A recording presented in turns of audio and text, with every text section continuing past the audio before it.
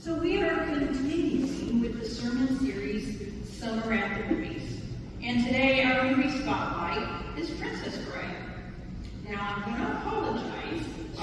The PowerPoint that was all prepared with a couple of movie scripts did not make it into formatting today for the slides. So you guys are going to get blessed with my rendition of some of these movie clips. So Princess Bride. How many of you out there have heard of, seen it, or read the book, the movie? Well, for those of you who haven't, or who maybe it's been a while and you need a refresher, I will do a quick synopsis with my rendition of those movie clips.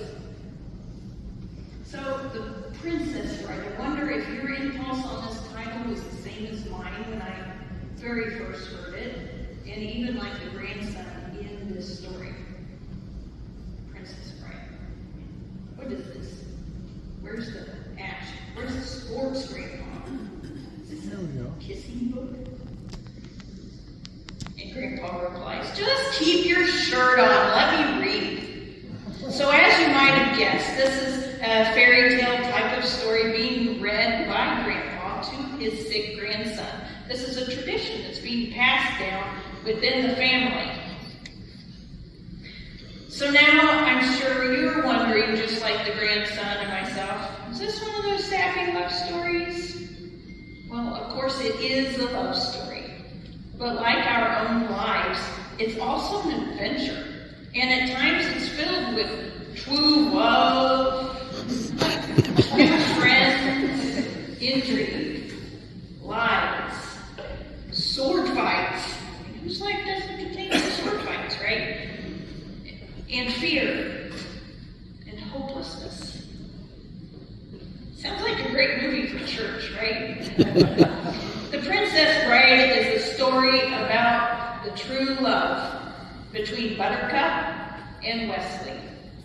Wesley is poor. He started off as their farm boy, and he has no money. When they fell in love, he decided before they could get married, he needed to go earn his fortune elsewhere. So he hopped on a ship to go earn some money in another country. But alas, before long, Buttercup received word that Wesley had been killed by the dread pirate Roberts. And as she mourns the loss of her true love, Prince Humperdinck decides he wants to marry her.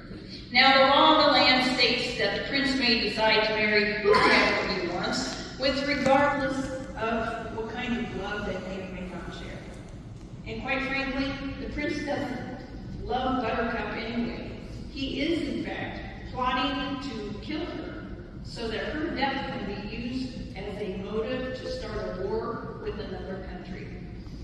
Thus ensues one chase scene after another, during which Wesley must race the clock to save his true love Buttercup from the evil Prince Humperdinck. Now, if you've been paying attention, you may say, hey, wait a minute, Pastor. I thought you just said Wesley had been killed by the dread pirate Roberts. And that's what Buttercup thought too. So it's another twist of intrigue within this cute little story. She was surprised to learn, by the way, that the dread pirate Roberts was actually Wesley. And so now Wesley, aka the dread pirate Roberts, had just rescued / kidnapped Buttercup back. And so in the short little clip that encompasses this piece, there's a line that goes something like this. Oh, I thought you were dead. Don't you know that we have true love, and even death cannot separate true love for very long? And that should be enough to launch any good sermon. But I don't want to stop there, so let us move a further bit into the story. Prince Humperdinck and his men at this point are hot on their trail. So Wesley decides to run into the fire swamp where they can escape. The fire swamp only has 3 terrors. That's the flame spurt, the lightning sand, and the ROU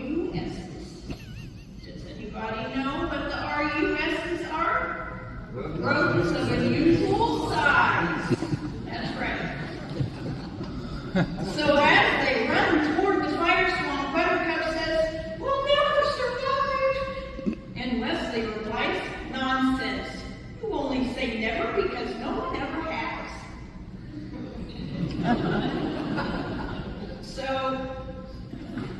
as they enter the fire swamp, there's a little bit of a lead in here, and they get to talking, and as they are walking, they hear poof, poof, poof, and suddenly a big spurt of flame comes up out of the ground and catches Buttercup's skirts on fire. And so Wesley passed them all out, and they pass that dry. And as they keep walking, Buttercup gets in front of Wesley a little bit and steps in a patch of sand, and whoop, like magic, she just sinks down really quick. You know, it's quicksand, only a lot faster than lightning sand. And so Wesley, jumping into Dread Pirate Robert's mode, he pulls out his sword and hacks down a rope-like vine and holds onto it and dives into this tiny little round section of sand. And he's submerged for what seems like a long time, and suddenly he comes right back out with Buttercup. They're safe. They're sandy, but they're safe. But it's at this point that Buttercup has reached her breaking point. "Oh, Wesley, we may as well just die here. At least we would be together instead of separate." But Wesley, ever the optimist, says, "Now look here. We found the fire spurts. We know that it goes poof, poof, poof, right before they happen, so we can avoid them. And you found the lightning sand, so now we know what to look for. We can watch where we step." "Oh, but Wesley, what about the ROUSs? Ropes of unusual size? I don't think they exist in this." At that moment, the ROUS, a rope of unusual size, jumps out of the bushes onto Wesley, and ensues a wrestling match of grand proportions. So while you sit here stewing on what happens next, let's jump over to the scripture. When Jesus was speaking in our scripture today, he was addressing the distractions in people's lives. When people lose hope, fear can cause them to seek safety in things of this world, or to give up entirely, just like we saw Buttercup doing.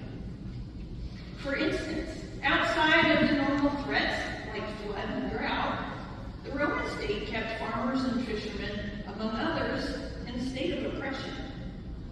Not unlike today, farm products were needed to feed the people in the cities, and the farmers and fishermen were often pressed to overuse the land and overfish the seas in order to grow more, and to catch more, and sell more, and to have enough to care for themselves, to care for their neighbors, and their servants. And the Jewish practice of caring for neighbors in the land was really put to the test. Even the disciples themselves tended to argue with each other in a way that was more indicative of the society at large rather than their faith in God. So when we're hopeless, fear can cause us to give up. It can cause us to avoid change, or even become part of the problem.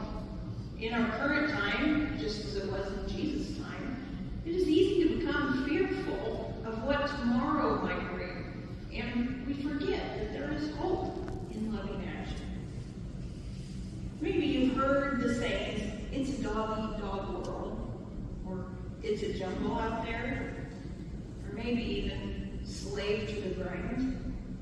There are so many things required of us: housing, food, water, a vehicle, electricity, and even things like soap or toilet paper. And then that's not even to mention extracurricular activities. How do we work out? Getting good grades? Scholarships? What college am I going to go to? And will they even let me in? And many of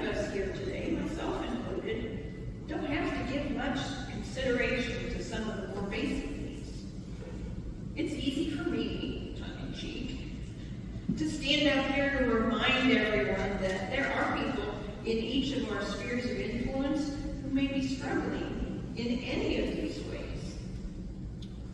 So do we ever see ourselves like Wesley, aka Drake-covered cars, rushing in to put out the fire caused by a fire spurt, or diving into lightning sand to save someone who's drowning? But is that our real story? What then are our problems? What are we struggling with that may be keeping us from a proper relationship with God, our neighbors, and the whole earth? What are the ROUSs that are tracking you through your life and making us fearful about what might be around the next corner? For me, sometimes that ROUS is a feeling of inadequacy. Do any of you ever feel inadequate in this task at hand?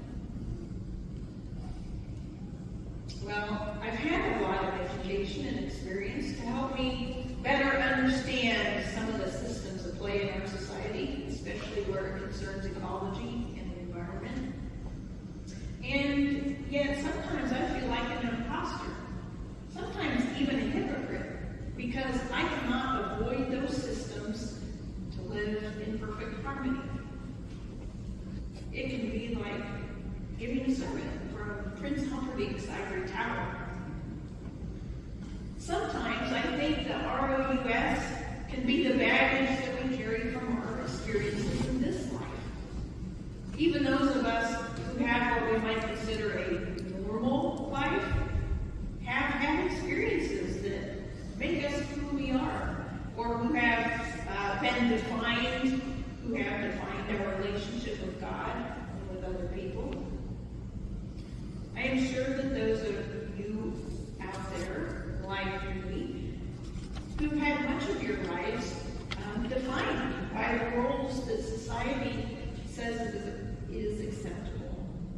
Maybe in your adolescent years you rebelled against them, but eventually gave into them, sensing that it was better to go along with society at large in order to get along. I mean, it is a sociological and ecological fact that humans living in community with one another have a higher instance of survival. And sometimes that has meant giving up ourselves, both the good and the bad, in order to be part of the whole. Or maybe the ROUS is trying to live within the boundaries of our culture and society at large. It's the powers and principalities of this world that we often find ourselves struggling with, or going along with, or even being impressed by. When we're trying to keep ourselves afloat and care for ourselves and our families and our own personal concerns, it is easier to keep our heads down and look the other way, or to hold others to the same standards we hold ourselves, despite their different life circumstances, or even if their standards are working for us. When we have our basic needs taken care of, sometimes we don't want to rock the boat. Sometimes we don't want to upset the good we have. For me, I still need help seeing the injustices around me. And furthermore, I realize that recognizing injustice means that I'll then need to speak up. And speaking up is dangerous, because that can put me on the outs with my friends, with you all. And yet, what does God require of us? Well, Micah 6:8 tells us to act justly, to love mercy, and to walk humbly with God. You all know just as well as I do that it is not always easy to act justly. It is not easy to always love mercy. And it is not even easy sometimes to walk humbly with God.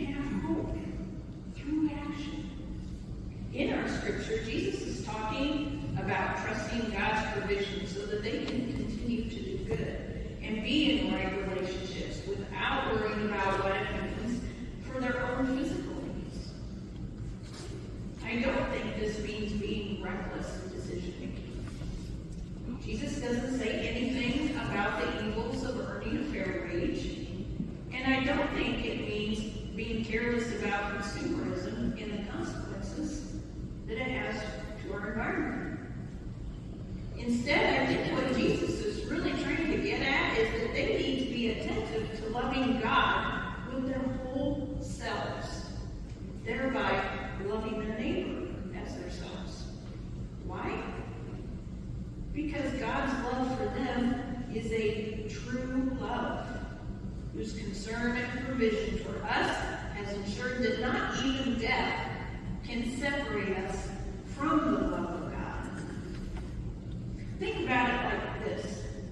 If your neighbor is actively caring for you in the same way you are actively caring for your neighbor, and that active caring grows within the circles of the people who we know, then at what point will anyone not have what they need for survival? If we are living and loving in the way that Jesus showed us, then we will be safe and provided for within that community, blessed by mercy, the true love of God. So, as we jump back to the fire scene, I told you how Wesley had described how they had learned to avoid the flame spur and how to avoid the lightning stand by watching where you stepped.